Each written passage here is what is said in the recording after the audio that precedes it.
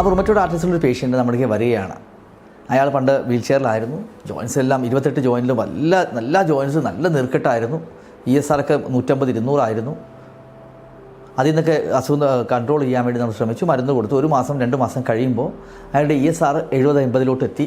അയാൾ നടന്ന് ബാത്റൂമിൽ പോയിക്കൊണ്ടിരിക്കുക. അപ്പോൾ ഇങ്ങനെ ചോദിക്കുമ്പോൾ ഡോക്ടറെ കുഴപ്പമില്ല കേട്ടോ, എനിക്കിപ്പം ടോയ്ലറ്റിലേക്ക് പോകാൻ മുമ്പിലത്തേക്കാളൊക്കെ വേദന കുറവുണ്ട്.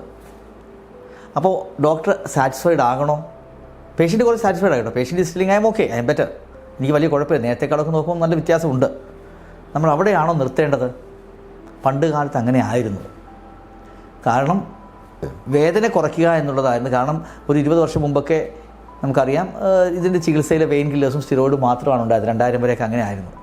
അപ്പോൾ വേദന കുറഞ്ഞു, okay fine, you are doing better, okay carry on, continue the same, 3 മാസം കഴിഞ്ഞ് വരിക എന്ന് പറഞ്ഞ് വിടുമായിരുന്നു.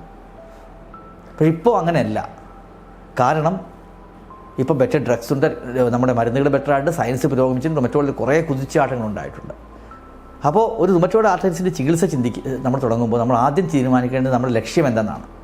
ഫോർ എക്സാമ്പിൾ എറണാകുളത്ത് നമ്മളിപ്പോൾ വീട്ടിൽ നിന്ന് ഇറങ്ങുമ്പോൾ നമുക്ക് തീരുമാനം കാണും നമ്മൾ തിരുവനന്തപുരത്താണ് പോകാൻ പോകുന്നത്. നമുക്കറിയാമല്ലോ തിരുവനന്തപുരത്താണ് പോകുന്നത്. 5 മണിക്കൂർ യാത്ര ചെയ്യേണ്ടി വരും, 4 മണിക്കൂർ യാത്ര ചെയ്യേണ്ടി, പുതിയ റോഡൊക്കെ വന്നാൽ ചില 3.5 മണിക്കൂർ എത്താൻ സാധിക്കും. അപ്പോൾ എന്താ ചെയ്യുന്നത്? GPS നമ്മൾ ലക്ഷ്യസ്ഥാനം ഉറപ്പിക്കുന്നു. ഫസ്റ്റ് അതാ ചെയ്യുന്നത്. അപ്പോൾ റുമറ്റോയ്ഡ് ആർത്രൈറ്റിസ് ചികിത്സയിൽ ലക്ഷ്യം എന്താണ്? ലക്ഷ്യം കുറച്ച് ബെറ്റർ ആകുക എന്നുള്ളതല്ല, അസുഖം പൂർണ്ണമായിട്ടും വരുതിയിൽ കൊണ്ടുവരിക എന്നുള്ളതാണ്. അഥവാ റെമിഷൻ അച്ചീവ് ചെയ്യുക എന്നുള്ളതാണ് നമ്മൾ നോക്കേണ്ടത്. ഇത് റെമിഷൻ അച്ചീവ് ചെയ്തോ ഇല്ലെന്ന് എങ്ങനെയാണ് മനസ്സിലാകുന്നത്? ഇപ്പോൾ കയറി വരുമ്പോൾ നിങ്ങൾ കണ്ടു കാണും, ആളുകൾ നമ്മൾ ജോയിൻസിൽ തൊട്ട് നോക്കും. ജോയിൻസിൽ തൊട്ട് നോക്കി എത്ര ജോയിൻസ് നീർക്കെട്ടുണ്ടെന്ന് കൗണ്ട് ചെയ്യും. അതിനെ വിളിക്കുന്ന പേരാണ് DAS28. അതാണ് ആ ഒരു ചുരുക്കപ്പേര്. Disease activity score 28 joints. 28 ജോയിൻ്റാണ് സാധാരണ റുമറ്റോയിഡിൽ കൂടുതലായിട്ട് ഇൻവോൾവ് ആകുന്നത്. ആ 28 ജോയിൻറ്റിൻ്റെ ഒരു കണക്കെടുത്തിട്ടാണ് ഈ DAS28 നമ്മൾ കാൽക്കുലേറ്റ് ചെയ്യുന്നത്. ഈ DAS28 കാൽക്കുലേറ്റ് ചെയ്യുമ്പോൾ 3 കാര്യങ്ങളാണ്. എത്ര ജോയിൻറ്റ് വേദനയുണ്ട്, എത്ര ജോയിൻറ്റ്സ് നീർക്കെട്ടുണ്ട്, ESR എത്രയുണ്ട്, അല്ലെങ്കിൽ CRP എത്രയുണ്ട്, അല്ലെങ്കിൽ പിന്നെ രോഗത്തിൻ്റെ ഒരു ഓവറോൾ അനുവാദം, പേഷ്യൻ്റിന് എത്ര വേദനയുണ്ട്, ഈ കാര്യങ്ങളൊക്കെ നോക്കിയിട്ടാണ് നമ്മൾ പലപ്പോഴും എന്താ ചെയ്യുന്നത്, ഈ DAS28 കാൽക്കുലേറ്റ് ചെയ്യുന്നത്. അപ്പോൾ DAS28 സ്കോർ എത്രയുണ്ടെന്ന് നോക്കിയിട്ട് നമുക്കതനുസരിച്ച് മുന്നോട്ട് പോകാൻ സാധിക്കും. സാധാരണ പലപ്പോഴും അസുഖം കൂടി നിൽക്കുന്ന സ്റ്റേജിൽ DAS28 സ്കോർ 5.5, 6, 6.5 ആയിരിക്കും. അത് വളരെ കൂടിയ ഏരിയയിൽ. ആ സമയത്ത് ESR 100 ആയിരിക്കും. ആ പേഷ്യൻ്റ് അസുഖം കൺട്രോൾ, നേരത്തെ ഞാൻ പറഞ്ഞില്ലേ, പേഷ്യൻ്റ് ബെറ്ററായി 2 മാസം കഴിഞ്ഞപ്പോൾ പേഷ്യൻ്റ് DAS28 6.4 നിന്ന് ഒരു 4.2, 4.1 ഒക്കെ വരും. അപ്പോൾ നോക്കുമ്പോൾ നല്ല വ്യത്യാസം വന്നിട്ടുണ്ട്. ESR ഞാൻ പറഞ്ഞു 150 നേരെ 50, 60 ആയി. പേഷ്യൻ്റ് 28 ജോയിൻറ്റ് നീർക്കെട്ടുള്ള നേരെ കയറി 5, 6 ജോയിൻറ്റിലോട്ട് നീർക്കെട്ട് കുറഞ്ഞു. പ്രശ്നം എന്ന് വെച്ച് കഴിഞ്ഞാൽ DAS28 സ്കോർ നമ്മൾ അച്ചീവ് ചെയ്യേണ്ടത് 2.8 എന്ന് പറയുന്നൊരു മാജിക്കൽ നമ്പറാണ്.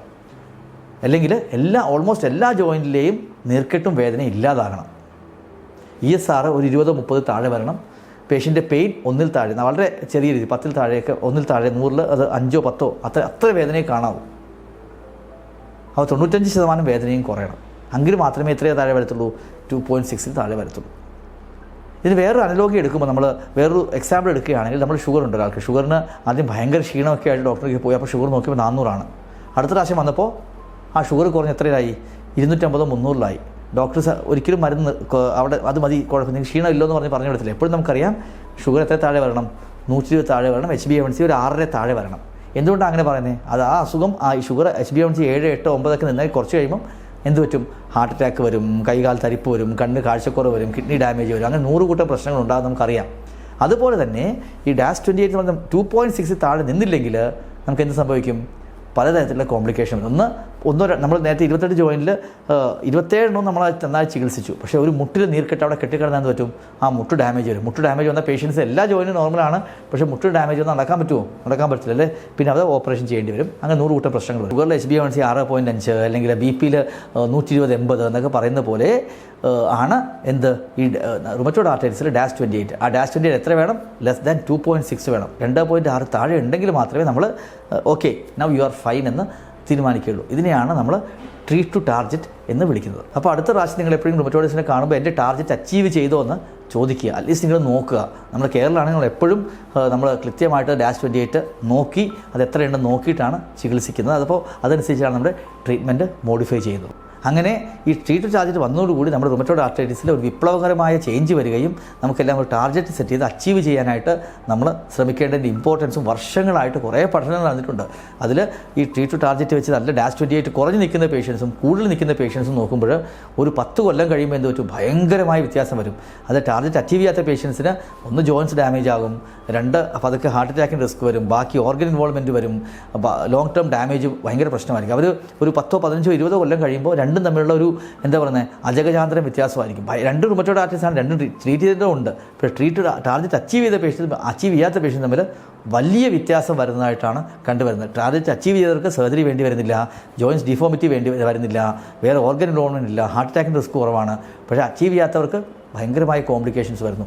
അതുകൊണ്ട് നമ്മളെപ്പോഴും ഈ ടാർജറ്റ് അച്ചീവ് ചെയ്യാനായിട്ട് അത് റുമറ്റോളജിസ്റ്റും അതുപോലെ പേഷ്യൻറ്റും ഒന്നിച്ച് പരിശ്രമിച്ചാൽ മാത്രമേ ഈ ടാർജറ്റ് അച്ചീവ് ചെയ്യാൻ നമുക്ക് സാധിക്കത്തുള്ളൂ. അങ്ങനെ സാധിച്ചു കഴിഞ്ഞാൽ ഡെഫിനറ്റ്ലി നിങ്ങൾക്ക് ലോങ് ടേം ഔട്ട്കം, റുമറ്റോളജിസ്റ്റ് നമുക്കറിയാം ഒരു ദിവസത്തെ 2 ദിവസത്തെ അസുഖമല്ല, കുറച്ച് നാൾ നീണ്ടു നിൽക്കുന്ന അസുഖമാണ്, അതിൽ വളരെ നല്ലൊരു ഔട്ട്കം കിട്ടുകയും ചെയ്യും.